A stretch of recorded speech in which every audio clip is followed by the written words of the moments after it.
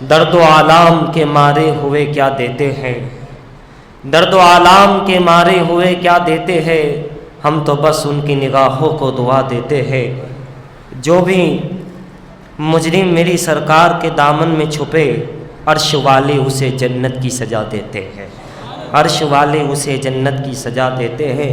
اور عقل والوں کے نصیبوں میں کہاں ذوق جنوں، عشق والے ہیں جو ہر چیز لٹا دیتے ہیں، عشق والے ہیں جو ہر چیز لٹا دیتے ہیں۔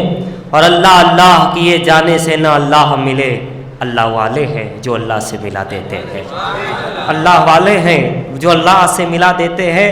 اور بندہ بننا ہے خدا کا تو گدا بن ان کا، بندہ بننا ہے خدا کا تو گدا بن ان کا، جو فقیروں کو شہنشاہ بنا دیتے ہیں، جو فقیروں کو شہنشاہ بنا دیتے ہیں۔ اور یاد آتی ہے مدینے کی ظہوری جو ہمیں، یاد آتی ہے مدینے کی ظہوری جو ہمیں، غم کے مارے کچھ اشک بہا دیتے ہیں، غم کے مارے ہوئے کچھ اشک بہا دیتے ہیں۔ اور مولا علی نے واری تیری نیند پر نماز، مولا علی نے واری تیری نیند پر نماز، مولا علی نے واری تیری نیند پر نماز۔ لوگ کہتے ہیں میلاد پہ خرچہ کرتے ہو، مال خرچ کرتے ہو، مولا علی نے حضور پہ نماز قربان کر دی، ان پر تو عبادت بھی قربان کی جا سکتی ہے۔ مولا علی نے آخری فیصلہ کر دیا کہ یہ وہ ہے کہ جہاں تن من دھن ہی نہیں، عبادت بھی قربان کی جا سکتی ہے، سمجھ گیا۔ مولا علی نے واری تیری نیند پر نماز، اور وہ بھی عصر سب سے جو اعلیٰ خطر کی ہے، صدیق بلکہ غار میں جا ان پہ دے چکے، اور حفظ جا تو جا فروز قرار کی ہے، ہاں تو نے ان کو جان انہیں پھر دی نماز، ہاں تو نے ان کو جان انہیں پھر دی نماز، پر وہ تو کر چکے تھے جو کرنی بشر کی ہے۔ ثابت ہوا کہ جملہ فرائض فروع ہے، ثابت ہوا کہ جملہ فرائض فروع ہے، اصل اصول بندگی اس تاجور کی ہے، اصل اصول اس بندگی اس تاجور کی ہے۔ اور کون کہتا ہے کہ میرا شوق سفر جنت ہے، کون کہتا ہے کہ میرا شوق سفر جنت ہے، یہ الگ بات ہے جاتا ہوں جدھر جنت ہے، یہ الگ بات ہے جاتا ہوں جدھر جنت ہے وہ جنت بھی جہنم بھی جہاں شبیر نہ ہو، ہے وہ جنت بھی جہنم جہاں شبیر نہ ہو۔ عشق شبیر سے جو ہو جائے تو گھر جنت ہے، عشق شبیر سے جو ہو جائے، عشق شبیر و حیدر سے جو ہو جائے تو وہ گھر جنت ہے۔ اور فرمایا کہ مرشد نے پلا دیا ہے ایسا جام کھول کر، مرشد نے پلا دیا ہے ایسا جام کھول کر، اب ہر کام کرتا ہوں میں یا مولا علی بول کر، اب ہر کام کرتا ہوں میں یا مولا علی بول کر۔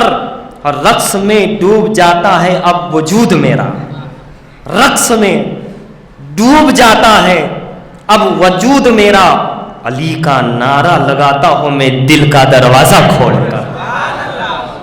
مرشد نے پلا دیا ہے ایسا جام کھول کر، اب ہر کام کرتا ہوں میں یا مولا علی بول کر، رقص میں ڈوب جاتا ہے وجود میرا، علی کا نام لگاتا ہوں، علی کا نعرہ لگاتا ہوں میں دل کا دروازہ کھول کر۔ نعرے حیدری، نعرے رسالت، نعرے تکبیر، درود شریف پڑھی، اللہم صلی علی سیدنا جد الحسن والحسین وعلی آل سیدنا جد الحسن والحسین۔ 13 رجب مولا کائنات کی ولادت، اور ولادت کی جگہ اللہ نے کعبہ بنایا، بیت اللہ بنایا، اللہ کا گھر، جہاں تجلی ہی تجلی، نور ہی نور۔ اب کیا راز ہے کہ حضور کو جنت کی مٹی سے تو بنایا حضور کا خمیر، مگر اس میں کعبے کی مٹی بھی شامل تھی، سرکار کی، ابو بکر کی، عمر رضی اللہ تعالیٰ عنہ کی مٹی کعبے میں تھی، پہنچی وہی پہ خاک جہاں کا خمیر تھا۔ یہ خمیر جہاں کا بنا ہوا ہے انسانی، یہ وہیں پہ پہنچے گا جہاں کی مٹی سے تم بنے ہو، جب ماں کے شکم میں تھے فرشتے نے جو مٹی جہاں سے لا کے دی ہے، جہاں کا حکم تھا وہیں پہ قبر ہوتی ہے انسان کی. جہاں سے مٹی لی ہے مٹی وہیں پہنچتی ہے، وہیں دفن ہوتی ہے. حضور جنت کی مٹی سے بنے ہیں، جنت کی مٹی پہ ہے.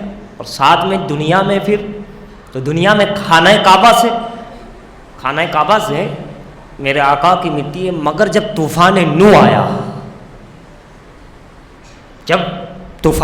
آیا تو اللہ تعالیٰ نے اس پانی کے ذریعے اس مٹی کو بہا کر مدینے پہنچا دیا، خانہ کعبہ. ورنہ حضور کا مزار جہاں کی مٹی وہیں پہ مزار. تو جنت میں تب دنیا میں تو ہونا چاہیے، ورنہ حضور بھی جنت میں تو پھر مدینہ میں ہی تو پھر تو راز یہ تھا کہ خانہ کعبہ ہی سب سے افضل ہے تو وہیں کی مقام ہو حضور کا. مگر طوفان نوح میں پھر اللہ نے یہ انتظام کیا کہ کافروں کے لیے طوفان بنایا اور مومنوں کے لیے رحمت بنایا. مومنوں کے لیے رحمت بنا دیا، کعبے سے الگ کر دیا، کعبے سے الگ بظاہر کیا. جو بات دوری میں ہے، وصل میں ہے، دوری میں ہے، وہ ملنے میں نہیں، وصل میں نہیں، جو ہجر میں ہے. تو پھر وہاں سے وہ مٹی کو بہا کر کے طوفان نوح میں مدینہ پہنچا دیا. توجہ چاہوں گا اس کعبے پہ ذرا غور کرو، جس کعبے پہ آدم علیہ السلام کا خمیر تیار ہوا، جس کعبے کو فرشتوں نے بنایا، جس کعبے کو آدم نے بنایا، جس کعبے پہ حضور کی نسبت تھی، حضور پاک کی نسبت تھی، اسی کعبے میں رب نے علی کو پیدا کیا، اسی سے پیدا کیا. جہاں سے حضور کا معاملہ تھا وہیں سے علی کا معاملہ شروع کیا، وہیں سے. اور کعبہ پاک ہے، حرم پاک ہے نا، پاک ہے. تو علی کو وہاں بھیج کر بتا دیا کہ کوئی ناپاک کہنے کی کوشش کیسے کر سکتا ہے. انما یرید اللہ لیذھب عنکم الرجس اہل البیت ویطہرکم تطہیرا. اہل بیت کو پاک کیا، پھر بھی کچھ نادان نہ سمجھے، علی کو بھیج دیا. اور کہتے ہو علی سید نہیں ہے، علی اہل بیت نہیں. ارے علی کو تو ایسا پاک ہے علی تو کہ خدا پاک نے علی کو بھیجنے کے لیے اپنا پاک گھر عطا کیا. تو علی بھی پاک، اہل بیت بھی پاک، حسن و حسین بھی پاک، پاک گھر میں آئے تو پاک ہی پاک. تو ناپاکی کا کوئی سوال ہی نہیں ہے، کوئی گنجائش ہی نہیں، کوئی شک بھی نہیں، کوئی صبح بھی نہیں. یہ بات، یہ الفاظ جب میں بول رہا تھا تو پھر ایک آیت کریمہ ذہن میں آئی، ذالک الکتاب لا ریب فیہ، الف لام میم، ذالک الکتاب لا ریب فیہ. یہ وہ کتاب ہے جس میں شک کی گنجائش نہیں، اور یہ وہ علی ہے جس میں ناپاکی کی کوئی گنجائش نہیں. یہ وہ کتاب ہے جہاں شک کی جگہ نہیں، اور یہ وہ اہل بیت ہے جہاں ناپاکی کی کوئی شک کی جگہ نہیں ہے. وہ خدا کا کلام ہے جو شک و شبہات سے دور اور پاک ہے. یہ اہل بیت اور مولا علی ہے، حضور پاک ہے، آل اولاد ہے جو شک و شبہات اور ناپاکی سے دور ہے. انما یرید اللہ لیذھب عنکم الرجس اہل البیت ویطہرکم تطہیرا. شان ہے اہل بیت کی، اور پھر اہل بیت کی یہ شان تو پھر مولا کائنات کی شان کیا ہو. پھر بھی آج کل لوگ مولا علی کعبے میں نہیں پیدا ہوئے تھے، یہ فلاں دوسرے ہیں وہ پیدا ہوئے. ارے نادان، سبھی کہہ رہے ہیں، سبھی مان رہے ہیں. وہ لکیر بتا رہی ہے کعبے میں کہ علی یہاں آئے ہیں. روایت بتاتی ہے، عقیدہ بتا رہا ہے، نظریہ بتا رہا ہے، سب کچھ بتا رہا ہے کہ علی وہاں. لیکن کیا کرے، اب بغض علی اتنا بڑھ جائے تو پھر اس کی کوئی دوا نہیں ہے. عشق ہو تو علی سمجھ میں آتا ہے، عشق ہو تو سمجھ میں آتا ہے، ورنہ عقل کے گھوڑے دوڑاتے رہو علی تو علی ہے، ولی بھی سمجھ میں نہیں آئے گا. اس کے لیے عقل نہیں عشق چاہیے. تو وہ علی ہیں. اور آج 14 رجب کو بے شمار ولی کے دن ہے، وہاں علی کا دن ہے. پیدائش کعبے میں ہو رہی ہے، کعبے میں عرب میں پیدا ہوئے علی پیدا ہو گئے. مگر علی پیدا ہوئے، نظر کہاں کہاں تک ہے، نظر خراسان تک ہے، نظر گجرات تک ہے، نظرت ہند و پاک تک ہے، نظر سنجر تک ہے، نظر مشرق سے مغرب شمال سے جنوب تک ہے. کہ میں علی کعبے میں پیدا ہوا اور میرے غلام میری اولاد ولی ایک سنجر میں 14 رجب کو خواجہ خواجگان پیدا ہو رہے ہیں. ہند الولی کی پیدائش کا دن ہے آج. غریب نواز کو اللہ نے 14 رجب کو پیدا کیا، علی کو وہاں، علی کے لال کو یہاں، اور پھر بھیجا ہندوستان، اور پھر ادھر مشرق میں ہند و پاک میں. تو وہاں ادھر خواجہ خواجگان تھے تو قطب الاقطاب. اگر خواجہ بختیار کاکی بھی غالباً رجب ہی میں پیدا ہوئے تو قطب الاقطاب کو تو پھر وہ بھی تو وہی ہے، ساتھ ہی سنجر اس طرف کے. مگر یہ دیکھیے کہ اس طرف پھر قطب الاقطاب ایسے ہی قطب الاقطاب جیسے قطب الدین بختیار کاکی ہے، ایسے ہی قطب الافتاب قطب الاقطاب حضرت سیدنا عبداللہ بخاری سہروردی قطب عالم رحمت اللہ علیہ کو اللہ نے 14 رجب کو پیدا کیا. آج ہی کا دن پیدائش. اس طرف غریب نواز کو پیدا کیا تو اس طرف قطب عالم کو پیدا کیا اسی دن 14 رجب کو. شان ہے قطب عالم کی. جب ان کے دادا ناصر الدین بخاری، شاہ عالم سرکار کے دادا قطب عالم کے والد ناصر الدین نوشہ بخاری، پھر ان کے والد مخدوم جہانیہ، پھر ان کے سرخ پوش بخاری احمد کبیر بخاری، جب دیکھا حضرت لال شہباز قلندر رحمت اللہ تعالی علیہ، پاکستان میں مزار ہے قلندر صاحب کا، ملاقات ہوئی غالباً سرخ پوش بخاری یا نوشہ بخاری مخدوم سے، کسی سے ملاقات ہوئی، وہیں تھے پاکستان میں، غالباً تو نوشہ بخاری ہے. تو ایک مرتبہ لال شہباز قلندر بڑی مستی کے اندر، بڑی مستی میں آئے اور کہنے لگے آج تو رب کا بڑا فضل ہو گیا. کیا ہوا؟ کہا رب کی تجلی کا دیدار ہوا، رب کی تجلی آئی قلب پر اور بڑا سرور آیا، بڑا مسرور ہو گیا، بڑا لطف آیا. ایک کیفیت ہے وہ بیان سے باہر ہے. سرکار نے فرمایا اچھا ٹھیک ہے، بہت مبارک، بہت اچھی چیز ہے، بہت قابل تعریف ہیں اے قلندر صاحب، لال شہباز قلندر، اللہ کا فضل ہوا تم پر، لیکن اللہ تعالیٰ نے ہم پر کتنا بڑا فضل کیا ہے، ہم پر کتنا بڑا فضل کیا ہے. کہاں کیسا فضل؟ کہاں یہ ہوا کہ تیری پشت پہ، ہماری پشت میں 36,000 کتب رکھے ہیں. اس خاندان میں 36,000 کتب، عام ولی نہیں، جو ولیوں کا ایک کتب ہوتا ہے وہ کتب 36,000 رکھے.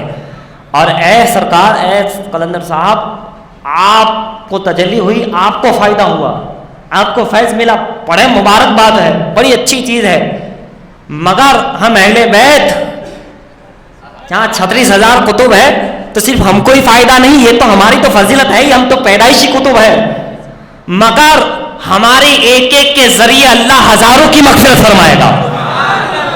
اللہ یہ جو کتب ہر دور میں بھیجے گا ہمارے خاندان میں تو وہ اس لیے بھیجے گا کہ ہماری وجہ سے اس امت کی مغفرت ہو جائے. تو تم کو تو صرف تم کو فائدہ ہوا، یہاں تو ہمارا ہی نہیں امت کا بھی بھلا ہو رہا ہے، امت کی بھی مغفرت ہو رہی. تو اس میں قطب عالم ہے، ان کی پیدائش کا دن ہے. شاہ عالم کے والد بزرگوار اور پیر و مرشد سرکار قطب عالم بخاری سہروردی رضی اللہ تعالیٰ عنہ، بڑا مقام ہے ان کا، بڑا مرتبہ ہے. اور پھر یہ 14 رجب کیا شان والی ہے، خواجہ خواجگان کی پیدائش ہے. تو پھر آپ کے پوتے کا وصال ہے، خواجہ حسام الدین جگر سوختہ رحمت اللہ علیہ، سامبر شریف، ادھر پیدائش ہے تو پھر وصال بھی ہے، عرس بھی ہے، تو ادھر بھی یہی ہے، قطب عالم کی پیدائش ہے اور صاحبزادی بی بی مریم کا عرس ہے، وصال کا دن ہے. اب اندازہ لگاؤ کتنی قربت، کتنی نسبت اور مقام و مرتبہ جو جو ख्वाजा ख्वाजगान को अता हुआ, जो जो गौसे आजम को अता हो रहा है, उन्हीं से लगकर उन्हीं की निस्बत पर इस घराने को और इस अहले बैत को भी अल्लाह अता फरमा रहा। बी मरियम का भी संदल है, आज बड़ा मकाम है बी मरियम का, जैसे वो हज़रत मरियम है, इस तरीके से उनकी निस्बत रख कर यह अहले बैत बी मरियम का वो मकाम है कि इनकी इबादत गाह पे भी, इनकी चिल्लागाह, इनके मज़ार पर भी जो दुआ मांगी जाए कबूल होती है। जब वहाँ मकाम मरियम पे हज़रत ज़करिया दुआ मांगे, होना लिखा दा ज़करिया रब्बा, हज़रत ज़करिया ने वहाँ से पुकारा, कहाँ से? खानकाह मरियम से, इबादत गाह मरियम से, तो अल्लाह ने उनकी दुआ कबूल की, है ना। रब्बे हबली मिल्लदुनका ज़ुर्रियतन तय्यबा इन्नका समीउद दुआ। तो जब वो मरियम का ये आलम है तो ये तो फातिमा की औलाद है, ये मरियम का मकाम भी वही है कि जाओ दुआ मांगो, इंशाअल्लाह तुम्हारी दुआ कबूल होगी। कि इनका मकाम बड़ा बुलंद है, कुतुब है, कुतुबिया है, बड़ा मकाम है। अल्लाह इनकी बुजुर्गों के सदक़े में जिनका आज दिन है पैदाइश का, उसका उनका सदका हम सबको अता फरमाए। तो मैं बात पर आ रहा हूँ, और बात पर आने से पहले फिर एक हिंदुस्तान का एक शेर बड़ा अजीम और बहुत पहले आया और बहुत इशारों के साथ आया और बहुत लाड प्यार से आया, और शेर हिंदुस्तान का ही होने एक सैयदना सालार मसूद गाजी रज़ी अल्लाह ताला, वो शेर हक है, वो मसूद गाजी है, जहाँ हज़ारों मुसलमान ही नहीं हज़ारों हिंदू भी जिन्हें मानते हैं कि सरकार गाजी मियाँ है, और ऐसे गाजी मियाँ हैं। हज़ारों को शिफा मिल रही, 1000 से भी ज़्यादा अरसा हो गया, मगर आज भी वो हिंद की सरजमीन पर ऐसा लेटा है कि देखने वाले को लगता है कि वाकई खुदा का कोई शेर है। वो जब ये शेर का ये आलम है तो इनके जद्दे अमजद मौला अली शेर खुदा का आलम क्या होगा। एक अजीब मामला है, इस्लाम का टंका इन्होंने लहराया है, और बड़ा मकाम मरतबा है हज़रत सैयद सालार मसूद गाजी रज़ी अल्लाह तआला अन्हु का, उनका भी दीन मुबारक है आज। अल्लाह ताला उनकी भी बरकतें हम सबको नसीब फरमाए। हज़रात, सीरत रसूल पर अब आते हैं। वो सीरत पाक हम सुन रहे थे कि भाई भाई बना दिया, सारा मामला हुआ, मगर चूँकि यहाँ मदीने में अभी यहूदी थे, पहले ही से ही थे यहूदी, और मुशरिक भी थे, शिरक करने वाले भी थे, और यहूदी भी थे। मगर यहूदी क्या करते थे? यहूदी है, उनका दिल नापाक है, तो क्या करते थे? वो आपस में लड़वाते थे और हुकूमत करते थे। अंसार को यहूदी लड़वाते थे, 2 खानदान थे अंसार के, दोनों में लड़ाई पैदा करते थे, बड़े खानदान, और लड़ाई करवा के खुद हुकूमत करते थे। ये दोनों लड़ते रहे और हम हुकूमत करते रहे।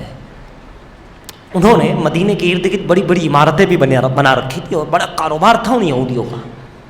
अब ये माहौल चल रहा था, मेरे आका सल्लल्लाहु तआला अलैहि वसल्लम ने जब ये देखा, मुलाहिज़ा किया कि ये सारा मामला है और अंसार लड़ के कमज़ोर होते चले जा रहे हैं, और यहूदी अपनी उसके अंदर कामयाब होता जा रहा है, तो आपने अंसार को भी बुलाया, यहूदियों को भी बुलाया, और कहा कि देखिए अगर तुम इस तरह लड़ते रहोगे तो तुम ख़त्म हो जाओगे, और बाहर का कोई आएगा इस मदीने पे हमला करेगा और तुम्हें गुलाम बना देगा।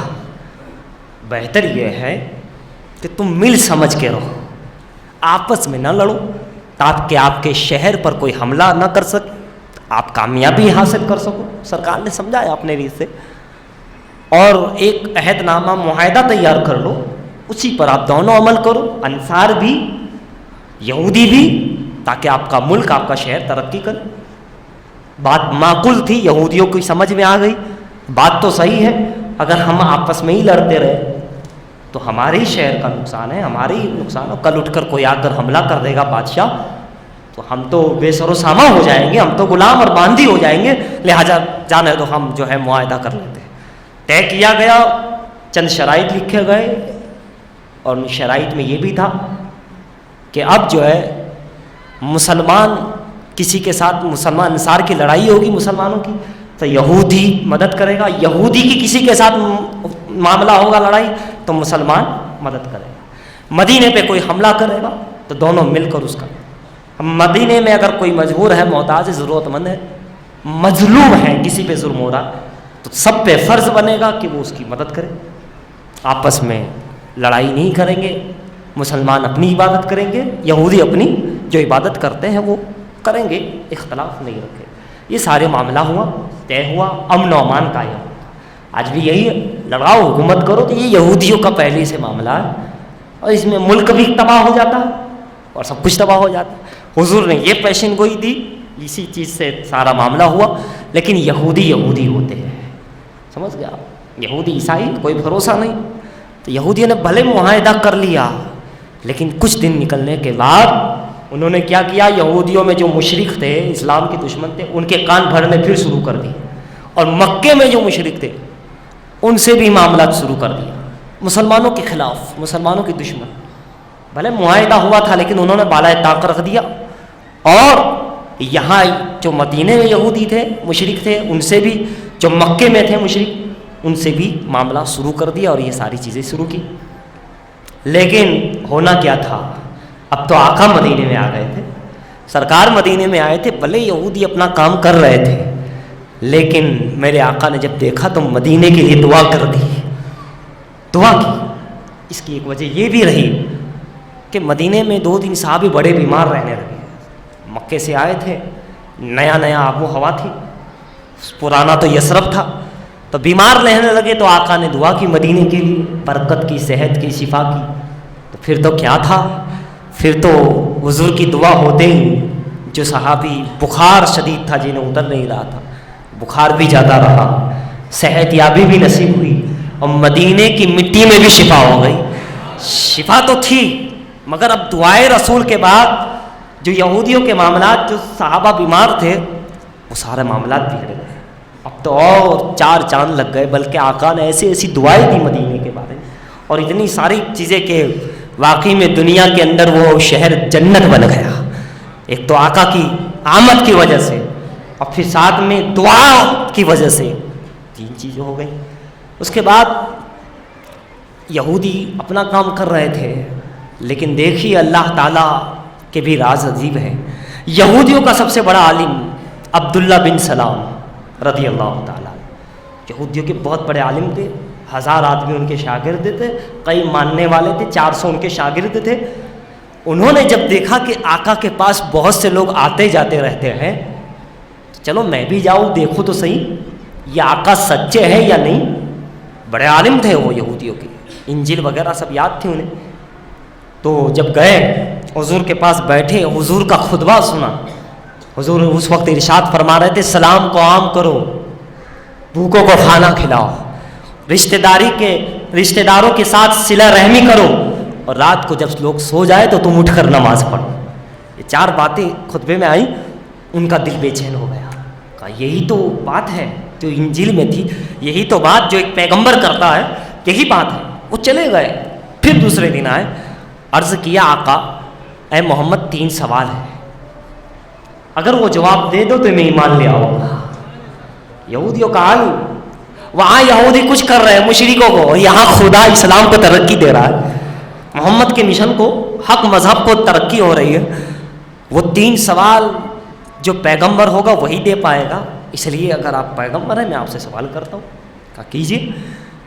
کہاں بچہ ماں کی شکل پر یا باپ کی شکل پہ ہوتا ہے، تو ایسا کیوں ہوتا ہے، کوئی بچہ ماں کی مشابہ ہوتا ہے، کوئی باپ کے مشابہ؟ آقا نے فرمایا اس لیے کہ نطفے کی بات ہے، جس کا نطفہ زیادہ اس کی شکل پہ ہوتا ہے۔